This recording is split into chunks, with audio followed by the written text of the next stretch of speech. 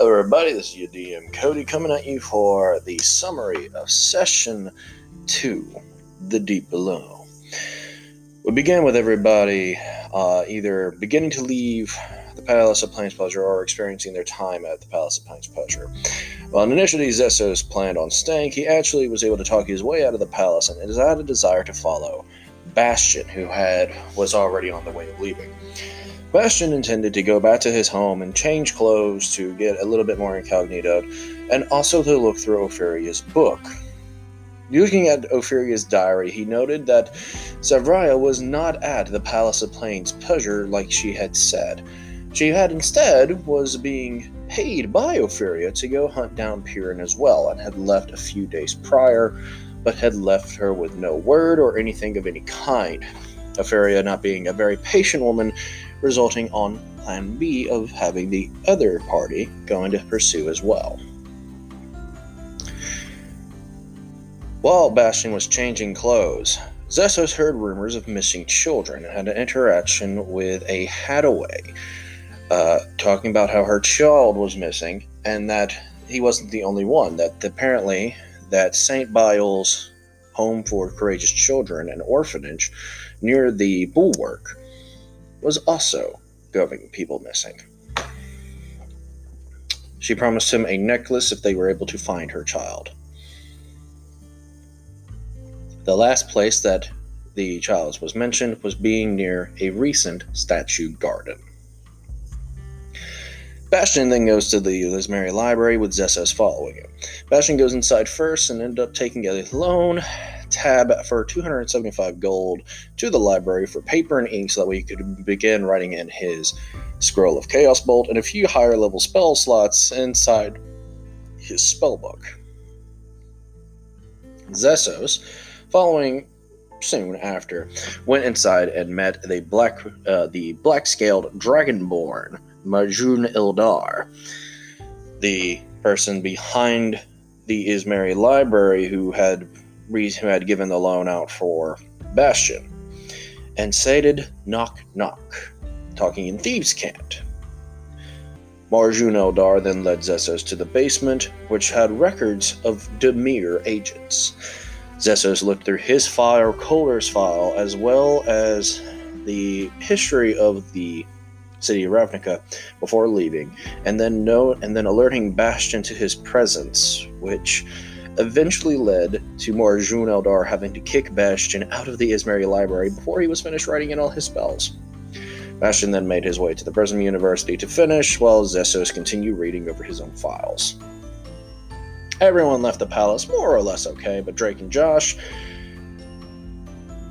as well as Zanzibar, left a little bit hurt, but was being revived by a Ichor known as Massacus Essence.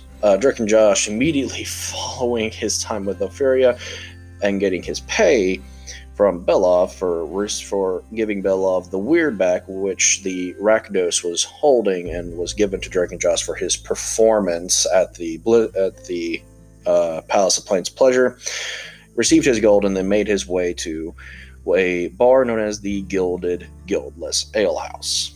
He did not try to hide his locket, the symbol that he was in a guild, and was immediately chastised by the owner as well as those patrons of the bar, and eventually was chased out by a mob of guildless peasants.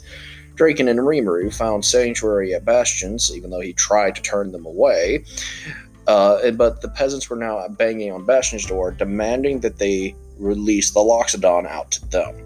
Bastion and everyone else, fed up with the Loxodon, tried to make him leave, but decided that he could have been useful within their mission, so tried to help him out of it. Draken used Rimuru's shapeshifting ability to turn into a horde of rats and threw Rimuru mid-air before turning into the horde of rats to bite and attack the peasant mob. Zessos was also within the mob, trying to figure out how to get rid of it from the inside, but got attacked by the horde of rats as well. The next day, Drake and Zessos and Zanzibar, everybody's remains within Bastion's home, which Bastion was very unhappy and displeased about. But Draken, Zessos, and Zanzibar went shopping for supplies for their missions. But a quick fight happened between Zessos and the other two, as Zessos was trying to sneak away from the party without stealthing, and when confronted by Draken and Zanzibar, tried to run from them back to the Ismari Library before getting hit in the back by a seeker arrow, and was followed by Zanzibar and Draken. Upon entering the Ismari Library, Maljun Eldar was not there.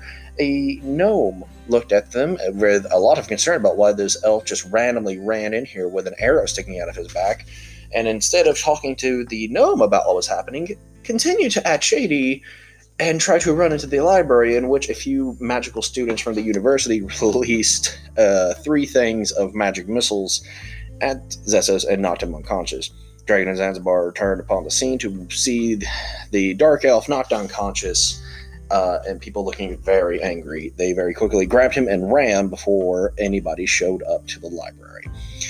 After giving him some healing, Zanzibar used a spell known as Zone of Truth upon Zessos, making Draken and Zanzibar interrogating him into realizing that he was a member of the House Demir, a guild of assassins and thieves and spies who usually infiltrate other guilds, which Zessos was doing, as he had infiltrated the Orja to get closer to Purin for reasons that the party did not know.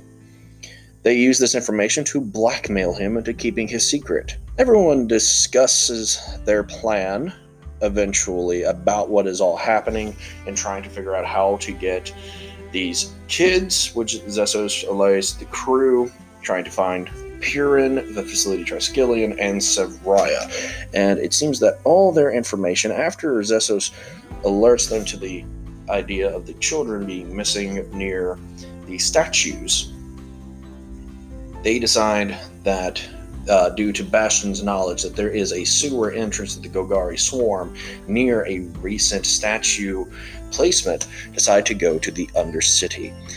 Everyone discusses their plans, but Rimuru decides to return to the Conclave, alerted by the idea of the fungus infecting apples that Bastion had let them know as well. And he wanted to see if he can help. The group decides to go into the Undercity via this sewer entrance. There, Zanzibar and Bastion use detect magic upon the statues and find that they are littered with transmutation magic and seem to be living people that have been changed into statues. There, after being inside the Underdark for a few hours, Zessos eventually sneaks away from the group and tries to backtrap, leaving them there, but was very quickly attacked by plant-like creatures, and before encountering into this deadly situation, he ran for his life, hid, and then returned to the group with them very little the wiser.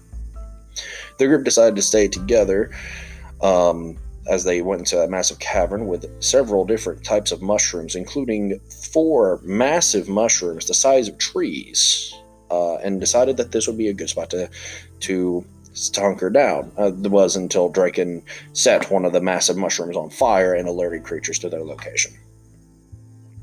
So they move on for a little while longer. Eventually, the group rests into the Underdark, and which is the next leg of their journey, had the group fall into an ambush. Zessos had ran into a sniveling creature, seemingly going through refuse, and not trusting the creature, immediately decided to knife it in the neck. This creature was known as a hob, a little gremlin-like creature that lives in the Underdark, but as he did, it dropped a red mushroom that the others had seen earlier and had realized that are poisonous and can cause confusions and delirium. This sneak attack caused it to drop the mushroom, alerting other hobs that had been waiting for this to spring into actions. The hobs attacked the group, and Draken was knocked into the river, only to climb out, kill the attacker, but then was dragged back under by a massive hob by the name of Letty.